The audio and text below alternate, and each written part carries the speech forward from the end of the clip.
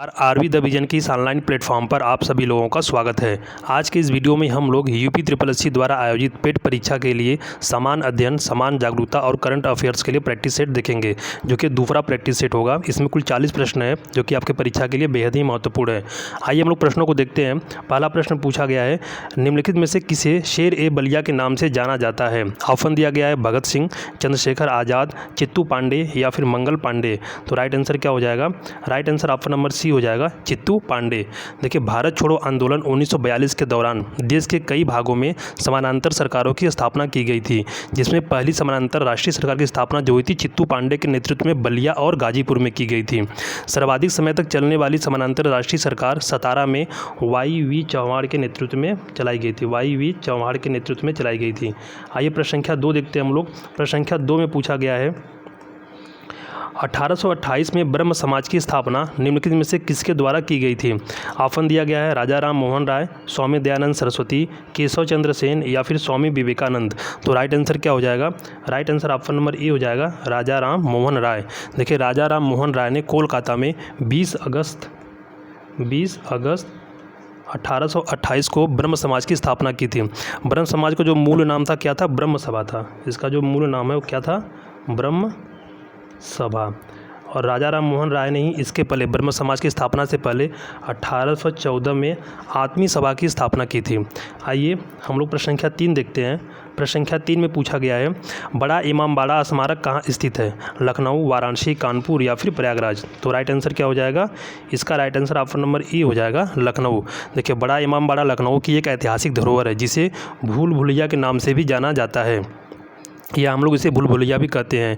इसका निर्माण आसफ उद दौला, आप लोगों ने इनका नाम सुना होगा, आसफ उद दौला ने 1784 में कराया था। ठीक है।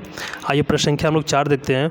प्रश्न संख्या 4 में पूछा गया है, महात्मा गांधी को राष्ट्रपिता कहकर संबोधित करने वाले पहले व्यक्ति कौन थे। सरदार पटेल, जवाहरलाल नेहरू, सुभाष चंद्र बोस या फिर लाला लाजपत राय। तो राइट आंसर क्या हो जाएगा?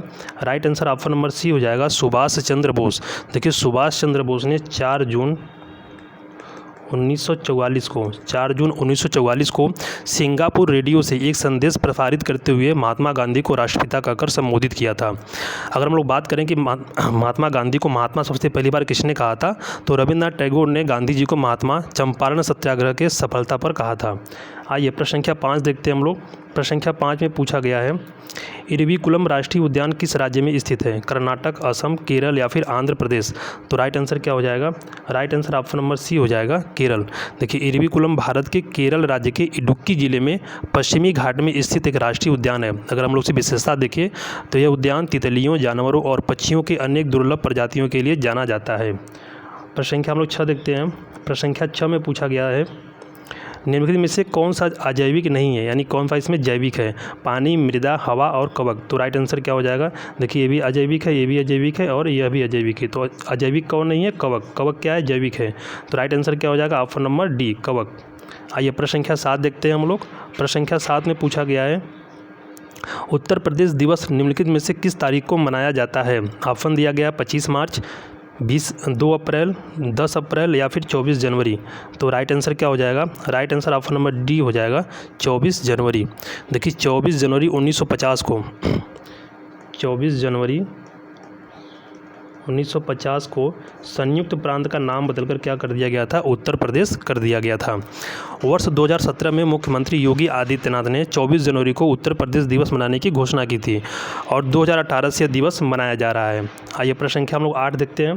प्रश्न संख्या 8 में पूछा गया है, छोटा कर लेते हैं हम लोग।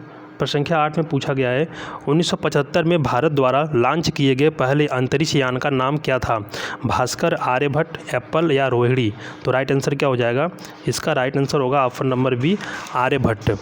देखिए, आर्यभट्ट का प्रक्षेपण जो हुआ था वो कब हुआ था? 19 अप्रैल 1975। 19 अप्रैल 1975 में हुआ था। और ये कहाँ से किया गया था? ये किया गया था सोवियत संघ के वैकानूर प्रक्षेपण केंद्र के कासमास 3M प्रक्षेपण वाहन द्वारा प्रक्षेपित किया गया था इसे। आइए प्रश्न संख्या हम लोग देखते हैं 9। प्रश्न संख्या 9 में पूछा गया है, प्रोटीन की कमी के कारण निम्नलिखित में से कौन सी बीमारी होती है? ग्वाइटर, क्वार्सियोरकर, एनीमिया या ब्रोंकाइटिस। तो राइट आंसर इसमें क्या हो जाएगा? Right answer option number B हो जाएगा, क्वार्सियोरकर। देखिए जो क्वार्सियोरकर रोग होता है वो बच्चों में प्रोटीन की कमी से ये होता है, ये बीमारी होती है। जबकि ग्वाइटर की बात करें तो ग्वाइटर आयोडीन की कमी से होता है, ये आयोडीन की कमी से होता है। एनीमिया जो होता है विटामिन बी की कमी से होता है। और ब्रोंकाइटिस की बात करें तो ब्रोंकाइटिस किससे होता है? संक्रमण से होने वाली बीमारी है। ठीक है, अब आइए हम लोग बात करते हैं प्रश्न संख्या 10 को। प्रश्न संख्या 10 देखते हैं हम लोग। प्रश्न संख्या 10 में पूछा गया है, एक्सरे की खोज किसने की थी? Galileo Galilei, J Thomson, Edwin Hubble या फिर WK रॉटजन। तो राइट आंसर इसमें क्या हो जाएगा? इसका right answer option number D हो जाएगा, WK रॉटजन। देखिए एक्सरे की खोज 1895, हम लोग ईयर की बात करें तो 1895 में जर्मनी के भौतिक शास्त्री विल्हेम कोनराड रॉन्टजन, जिन्हें कि WK रॉटजन के नाम से भी जाना जाता है, तो विल्हेम कोनराड रॉन्टजन ने की थी। और एक्सरे के उपयोग की बात करें तो एक्सरे का जो उपयोग होता है वो टूटी हुई हड्डी की तस्वीर लेने में, रेडिएशन थेरेपी में और हवाई अड्डों की सुरक्षा आदि में इसका उपयोग किया जाता है। प्रश्न संख्या 11 देखते हैं हम लोग। प्रश्न संख्या 11 में पूछा गया है, अलाउद्दीन खिलजी द्वारा बनाया गया प्रसिद्ध अलाई दरवाज़ा कहाँ पर स्थित है? आगरा, नई दिल्ली, अवध या वारंगल। तो इसका राइट आंसर इसमें क्या हो जाएगा? इसका right answer option number B हो जाएगा, नई दिल्ली। देखिए अलाई दरवाजे का जो निर्माण अलाउद्दीन खिलजी द्वारा करवाया गया था, कब करवाया गया था? उसने 1311 में इस अलाई दरवाजे का निर्माण कराया था। जो अलाई दरवाज़ा है इसे इस्लामी वास्तुकला का रत्न भी कहा जाता है। क्या कहा जाता है? इस्लामी वास्तुकला का रत्न। आइए प्रश्न संख्या 12 देखते हैं हम लोग। प्रश्न संख्या 12 में पूछा गया है, स्वामी दयानंद सरस्वती ने किस शहर में पहली बार 1875 में आर्य समाज की स्थापना की थी? ऑप्शन दिया गया बॉम्बे, अहमदाबाद, पुणे, कोलकाता। देखिए जो ऑप्शन दिया बॉम्बे, इसे बम्बई भी बोलते हैं और वर्तमान में इसे किस नाम से जानते हैं? मुंबई। तो आप लोग मुंबई याद रखिएगा, वर्तमान में इसका आधुनिक नाम क्या है? मुंबई है। तो राइट आंसर क्या हो जाएगा? इसका right answer option number A हो जाएगा, बॉम्बे। ठीक है, दयानंद सरस्वती के मूल नाम, बचपन का नाम भी बहुत परीक्षा में पूछा गया था। इनका जो मूल नाम है, बचपन का नाम है, वो क्या नाम है? वह है मूल शंकर। और दयानंद सरस्वती ने ही एक नारा दिया था, वेदों की ओर लौटो। और दयानंद सरस्वती ने 1874 में एक पुस्तक लिखी थी, उसका नाम था सत्यार्थ प्रकाश। यह बहुत ही इम्पॉर्टेंट बुक है और इस बुक को जो है कि आर्य समाज का बाइबल के नाम से जाना जाता है, सत्यार्थ प्रकाश को। अब आइए हम लोग प्रश्न संख्या 13 देखते हैं। प्रश्न संख्या 13 देखते हैं। प्रश्न संख्या 13 में पूछा गया है कि मेगास्थनीज जिन्होंने भारत के बारे में प्रसिद्ध ग्रंथ इंडिका लिखी है, वह मूल रूप से किस देश के थे? माने कि जो मेगास्थनीज है वो किस देश का था? पुर्तगाल, ग्रीस, मिस्र या फिर तुर्की। तो राइट आंसर इसमें क्या हो जाएगा? इसमें right answer option number B हो जाएगा, ग्रीस यानी कि यूनान। मेगास्थनीज सेल्यूकस निकेटर का राजदूत बनकर चंद्रगुप्त मौर्य के दरबार में आया था और उसने किस पुस्तक की रचना की थी? इंडिका की। उसने इंडिका नामक एक पुस्तक लिखा था। ठीक है, आइए प्रश्न संख्या हम लोग 14 देखते हैं। प्रश्न संख्या 14 में पूछा गया है, भारत के किसी राज्य के राज्यपाल के पद का आधिकारिक कार्यकाल कितने दिनों का होता है? 3 वर्ष, 4 वर्ष, 5 वर्ष या फिर 6 वर्ष। तो इसका right answer option number C हो जाएगा, 5 वर्ष। जब राज्यपाल किसी भी राज्य का एक राज्यपाल बनता है और शपथ ग्रहण करता है, पद ग्रहण करता है, तो उस दिन से उसका जो कार्यकाल होता है 5 वर्ष के लिए होता है और यह राष्ट्रपति के प्रसाद पर्यंत अपने पद पर बना रहता है। यानी कि किसी भी समय राष्ट्रपति किसी भी प्रकार का आरोप लगाकर इसे पदच्युत किया जा सकता है। आइए प्रश्न संख्या हम लोग 15 देखते हैं। प्रश्न संख्या 15 में पूछा गया है, भारतीय तिरंगे यानी तिरंगा ध्वज में अशोक चक्र का रंग कौन सा है? ऑप्शन दिया गया बैंगनी, मजेंटा, गहरा नीला या फिर काला। राइट आंसर क्या हो जाएगा? Right answer option number C हो जाएगा, गहरा नीला। देखिए भारतीय राष्ट्रीय ध्वज में कुल 3 रंग की 36 पट्टियाँ हैं। अगर हम लोग देखेंगे तो कुल 3 रंग की 36 पट्टियाँ हैं। सबसे ऊपर कौन सा कलर है? सबसे ऊपर जो कलर है कौन सा है? केसरिया, या केसरिया है। और बीच में कौन सा कलर है? बीच में सफ़ेद कलर है, सबको पता है। यहाँ पे श्वेत कलर है और सबसे नीचे कौन सा कलर है? यह हरा है। और यहाँ पे चक्र बना हुआ है जो कि गहरा नीला रंग पट्टी में बना हुआ है और इसमें 24 तीलियाँ हैं। ठीक है, जो यह चक्र है यह सारनाथ स्थित अशोक स्तंभ से लिया गया है 24 जुलाई 1947 को। 24 जुलाई 1947 को भारतीय संविधान सभा द्वारा, ठीक है, 24 जुलाई 1945 को भारतीय संविधान द्वारा इसे राष्ट्रीय ध्वज के रूप में अपनाया गया था। अब चलिए हम लोग बात कर लेते हैं प्रश्न संख्या 16 को। प्रश्न संख्या 16 में पूछा गया है, उकाई बांध भारत के निम्नलिखित में से किस राज्य में है? यह उस राज्य का दूसरा सबसे बड़ा बांध है। ऑप्शन दिया गया है गुजरात, तेलंगाना, ओडिशा या फिर महाराष्ट्र। तो राइट आंसर क्या हो जाएगा? Right answer option number A हो जाएगा, गुजरात। देखिए, उकाई बांध ताप्ती नदी, अगर आपसे नदी पूछा जाए तो यह ताप्ती नदी पे बनाया गया है। ताप्ती नदी पर गुजरात राज्य के सूरत जिले में बनाया गया है। कहाँ पे? ताप्ती नदी में सूरत जिले में बनाया गया है। गुजरात में सबसे बड़ा बांध कौन सा है? सरदार सरोवर बांध। सरदार सरोवर बांध क्या है? ये सबसे बड़ा है, गुजरात में। अब दूसरा कौन सा है? दूसरा आपका उकाई बांध है। आइए प्रश्न संख्या हम लोग 17 देखते हैं। प्रश्न संख्या 17 में पूछा गया है, गरीबी को मापने के लिए उपयोग की जाने वाली सामान्य विधि जो आय का उपभोग के स्तर पर आधारित होती है कहलाती है? गरीबी हेल्पलाइन, आय रेखा, गरीबी रेखा या फिर आर्थिक रेखा। तो इसमें राइट आंसर क्या हो जाएगा? इसका right answer option number C हो जाएगा, गरीबी रेखा। अब आइए हम लोग प्रश्न संख्या देखते हैं 18। प्रश्न संख्या 18 में पूछा गया है, भारत में राष्ट्रीय उपभोक्ता दिवस कब मनाया जाता है? 24 जनवरी, 24 नवंबर, 24 जनवरी, 24 दिसंबर या फिर 24 अप्रैल। तो इसमें राइट आंसर क्या हो जाएगा? इसमें right answer option number C हो जाएगा, 24 दिसंबर। आइए प्रश्न संख्या 19 देखते हैं हम लोग। प्रश्न संख्या 19 में पूछा गया है, ग्रीनविच मीन टाइम से भारतीय मानक समय कितना आगे है? ऑप्शन दिया गया है 4 घंटे और 30 मिनट, 4 घंटे और 45 मिनट, 5 घंटे या 5 घंटे और 30 मिनट। तो राइट आंसर क्या हो जाएगा? Right answer option number D हो जाएगा, 5 घंटे और 30 मिनट। देखिए, भारतीय मानक समय को 1 सितंबर 1945 को अपनाया गया था। कब अपनाया गया था? 1 सितंबर 1945 को अपनाया गया था। भारतीय मानक समय इलाहाबाद यानी प्रयागराज के नैनीस होकर गुजरती है। प्रश्न संख्या 20 देखते हैं हम लोग। प्रश्न संख्या 20 में पूछा गया था, प्रश्न संख्या 20 में पूछा गया आपके प्रैक्टिस सेट में कि निम्नलिखित में से कौन सी झील मणिपुर में स्थित है? ऑप्शन दिया गया भीमताल, लोकटक, मिरिक या फिर सेंचल। तो इसमें राइट आंसर क्या हो जाएगा? इसमें जो राइट आंसर होगा ऑप्शन नंबर बी हो जाएगा, लोकटक। लोकटक क्या है? मणिपुर में स्थित है। आइए इसकी विशेषता हम लोग देख लेते हैं। देखिए, लोकटक झील को दुनिया की एकमात्र तैरती हुई झील भी कहा जाता है। यह ताजे पानी की झील है। केबुल लाम जामो एक नेशनल पार्क है और इसी झील में स्थित है, जो कि विश्व का एकमात्र तैरता हुआ नेशनल पार्क है। कौन सा? उसका क्या नाम है? केबुल लाम जाओ नेशनल पार्क। आइए प्रश्न संख्या 21 देखते हैं हम लोग। प्रश्न संख्या 21 में पूछा गया है, निम्नलिखित में से कौन सी जनजाति नीलगिरी पहाड़ियों में नहीं पाई जाती है? टोडा, कोटा, कुरुम्बा या फिर मोग। तो राइट आंसर क्या हो जाएगा? Right answer option number D हो जाएगा, मोग। जो मोग जनजाति है कहाँ पाई जाती है? ये त्रिपुरा में पाई जाती है। कहाँ पाई जाती है? त्रिपुरा। ठीक है। आइए प्रश्न संख्या 22 देखते हैं हम लोग। प्रश्न संख्या 22 में पूछा गया है, श्रीनगर किस नदी के तट पर स्थित है? सिंधु, झेलम, रावी या फिर ब्यास। तो इसमें से राइट आंसर क्या हो जाएगा? इसमें से right answer option number B हो जाएगा, झेलम। झेलम नदी किनारे श्रीनगर स्थित है। आइए प्रश्न संख्या हम लोग 23 देखते हैं।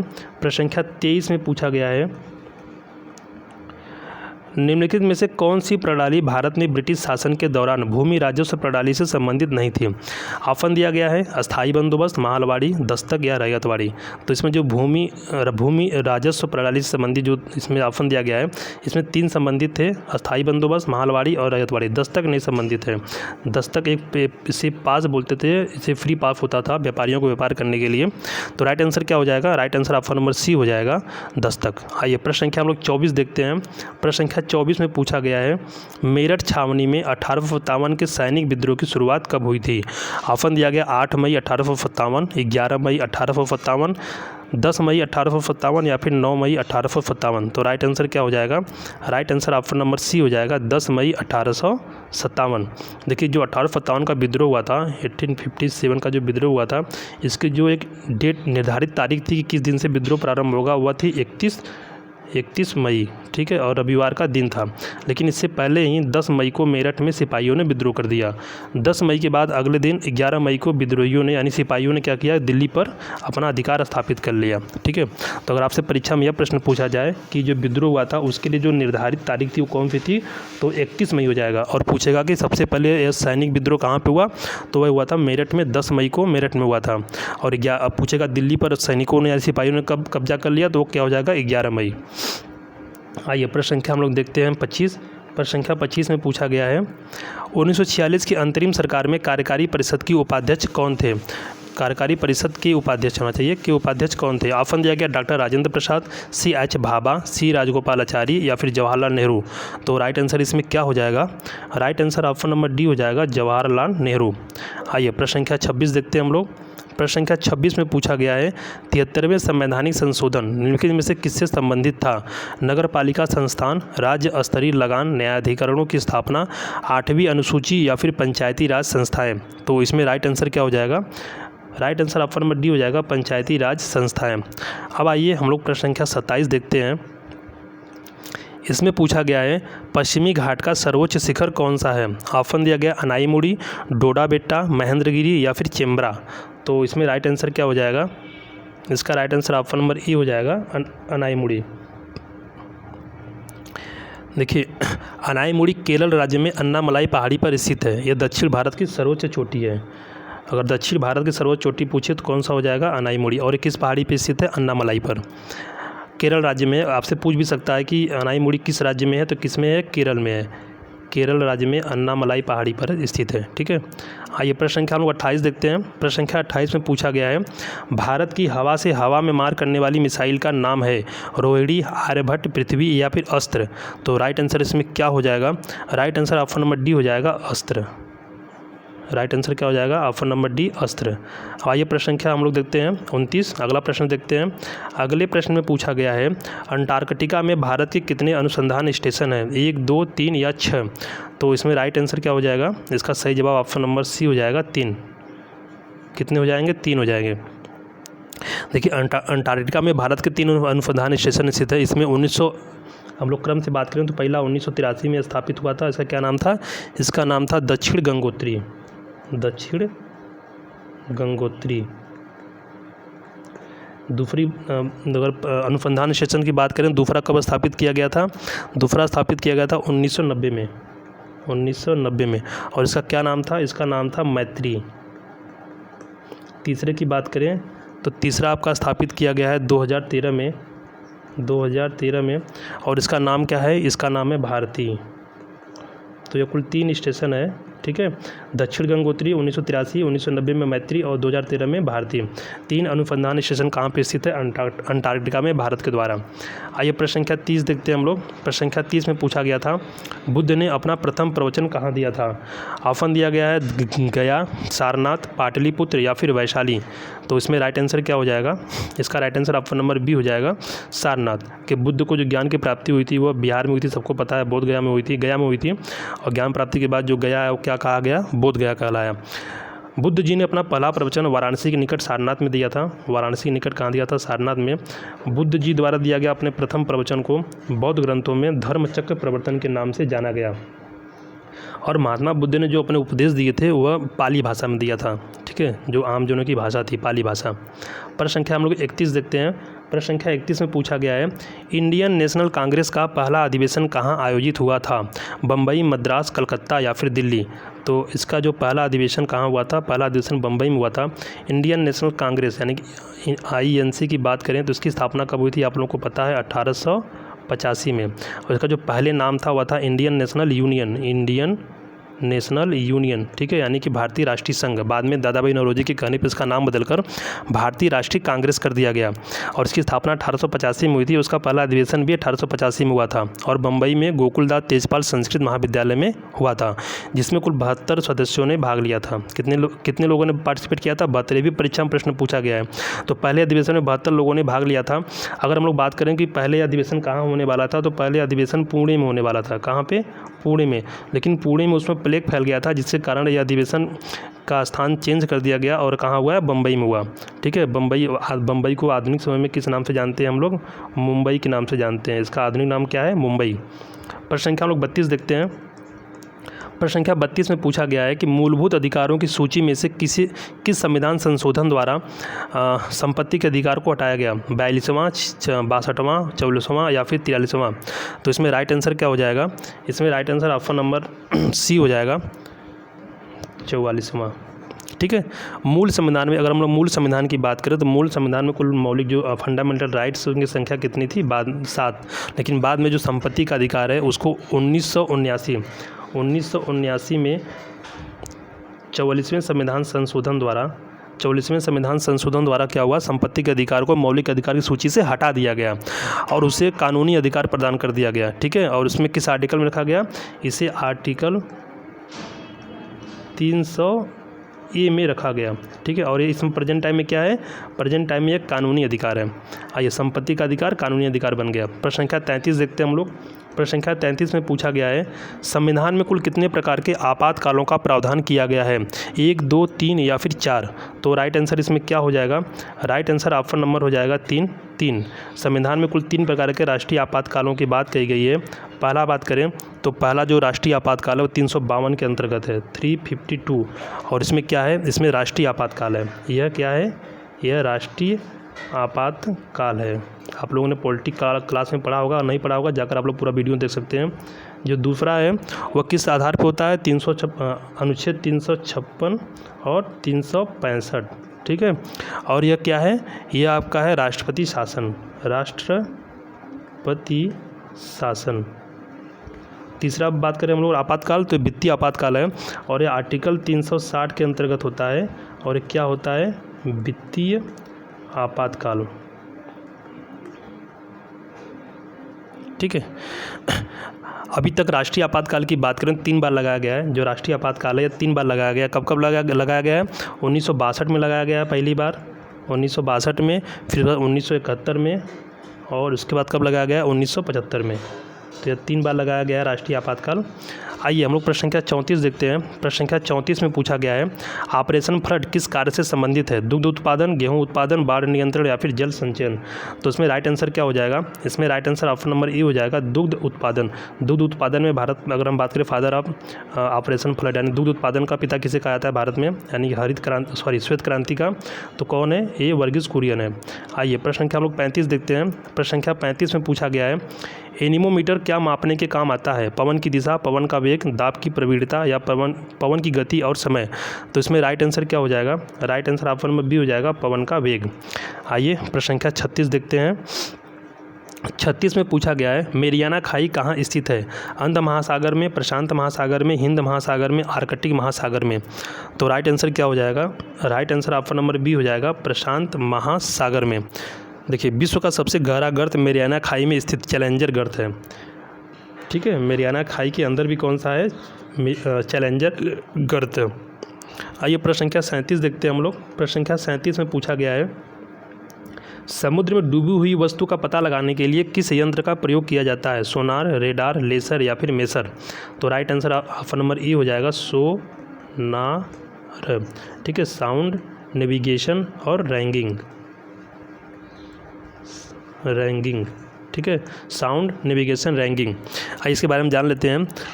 इसका जो फुल फॉर्म होता है मैंने बता दिया, साउंड, नेविगेशन एंड रैंकिंग। एक ऐसी तकनीकी है जिसमें नेविगेशन के लिए ध्वनि के प्रसार का उपयोग किया जाता है। इसका उपयोग दूर की वस्तु का पता लगाने और अन्य वस्तुओं के साथ बातचीत करने के लिए भी किया जा सकता है। आइए प्रश्न संख्या हम लोग 38 देखते हैं। प्रश्न संख्या क्वेश्चन नंबर 38, इसमें पूछा गया है, दादा साहेब फाल्के पुरस्कार प्राप्त करने वाली पहली महिला कौन थी, नरगिस दत्त, उमा देवी, देविका रानी या फिर सुलोचना। तो राइट आंसर इसमें क्या हो जाएगा, right answer option number C हो जाएगा, देविका रानी। प्रश्न संख्या 39 देखते हैं हम लोग। प्रश्न संख्या 39 में पूछा गया है, अंतर्राष्ट्रीय न्यायालय का मुख्यालय स्थित है, कहाँ पे है इसका हेडक्वार्टर, पेरिस फ्रांस में, जेनेवा स्विट्जरलैंड में, न्यूयॉर्क यूएसए में या हेग नीदरलैंड में। तो राइट आंसर इसमें क्या हो जाएगा, right answer option number D हो जाएगा, हेग नीदरलैंड में। ठीक है, हेग नीदरलैंड में हो जाएगा। अंतर्राष्ट्रीय न्यायालय की स्थापना नीदरलैंड के हेग में 3 अप्रैल, अगर इसकी स्थापना की बात करें, इसकी स्थापना हुई थी 3 अप्रैल 1946 में। और जैसे बताया, इसकी जो सरकारी भाषा कौन कौन सी है, फ्रेंच और अंग्रेजी, यानी फ्रांसीसी और फ्रेंच और इंग्लिश की जो 2 मुख्य सरकारी भाषा है। आइए प्रश्न संख्या 40 देखते हैं, जो इस टेस्ट सीरीज का अंतिम प्रश्न है। इसमें पूछा गया कि विश्व ओजोन दिवस प्रतिवर्ष कब मनाया जाता है, 8 सितंबर, 16 सितंबर, 12 नवंबर या फिर 6 अक्टूबर। तो आप सभी लोगों को पता है कब मनाया जाता है, यह मनाया जाता है 16 सितंबर को। 16 सितंबर को प्रत्येक वर्ष विश्व ओजोन दिवस मनाया जाता है। तो यह था आज आपका 40 प्रश्न जो कि जीके और जीएस से संबंधित था। करंट अफेयर्स का क्वेश्चन आंसर हम लोग बाद में देखेंगे। इसके अलावा आप लोग अभी ग्राफ तालिका और मैथमेटिक्स यानी जनरल एलिमेंट्री मैथमेटिक्स और रीजनिंग के प्रश्नों का प्रैक्टिस सेट लगातार आप लोग देख रहे हैं। 5 प्रैक्टिस सेट उसमें हो गया है और आगे भी 10 प्रैक्टिस सेट और कराया जाएगा, जो कि आपकी परीक्षा के लिए बेहद ही महत्वपूर्ण है। आप देखेंगे परीक्षा हाल में कि आपको हूबहू वही तो प्रश्न नहीं पूछेंगे, लेकिन सेम पैटर्न में आपसे प्रश्न पूछे गए। तो आप 30 प्रश्न की तैयारी वहाँ से कर सकते हैं। बाकी 50 प्रश्न जो आपका जीएस, जीके और करंट अफेयर्स है उसके प्रैक्टिस सेट मैं आपको करा दूंगा। उससे बाहर एक भी प्रश्न नहीं पूछेगा। बात रही हिंदी और इंग्लिश की, तो हिंदी और इंग्लिश अगर आपने पिछले वर्षों के पेपर को सॉल्व किया होगा तो आपके अंदर इतना कॉन्फिडेंस आ गया होगा कि आप आसानी से जो हिंदी और इंग्लिश के 20 प्रश्न पूछे जाने वाले हैं वहाँ पे आप 14 से 15 प्रश्न आसानी से सॉल्व कर सकते हैं। तो इस प्रकार आप लोग देखेंगे आप लोग 80 से 85 प्रश्न आसानी से परीक्षा में सॉल्व कर सकते हैं। पूरा वीडियो देखने के लिए आप सभी लोगों का बहुत बहुत धन्यवाद।